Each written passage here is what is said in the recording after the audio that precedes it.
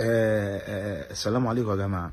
آه والله أنا يعني أنا ما بشاركش غير ببوست أو برأي، وبفضل يعني أبقى على جنب كده لحد ما الهوجة دي كلها تعدي، عشان في ناس أهم مني 100 مرة ممكن تتكلم في اللي بيحصل ده وتقول رأيها، عشان أنا رأيي ملوش أي قيمة يعني.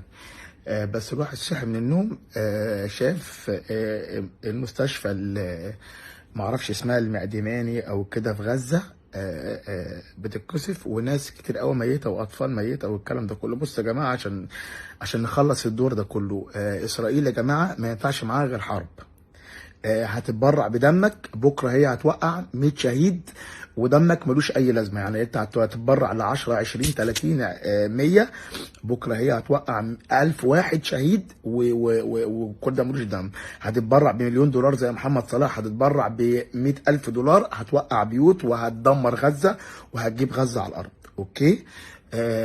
هتكتب رايك في بوست او غير بوست او هتعمل حاله، كل ده ما ينفعش مع اسرائيل. اسرائيل بتنفذ، فاسرائيل دي يا جماعه ما ينفعش معاها غير جيش. هي عايزه جيش يخش، جيش عربي، مصر بقى والسعوديه والامارات والكويت يجمعوا كده، كل بلد يجمعوا من بعد جيش قوي يخش يخلص اللي بيحصل ده كله، زي الدكر محمد انور السادات لما دخل وحرب بقى، جيش قصاد جيش ومدفعيه قصاد مدفعيه ومشاة قصاد مشاة، وانا وانت والعركه تدور ونشوف بقى ايه اللي يحصل في الاخر. لكن اللي بيحصل ده كله اصلا قطع ماكدونالدز، اصلي ستاربكس، اصلي انا ما اعرفش اصلا ماكدونالدز ده بيبيع ايه، ولا عمري رحت لستاربكس ده ولا اعرف اللي بيحصل ده كله. يا جماعه الناس دي يا جماعه بتموت وحلها حرب.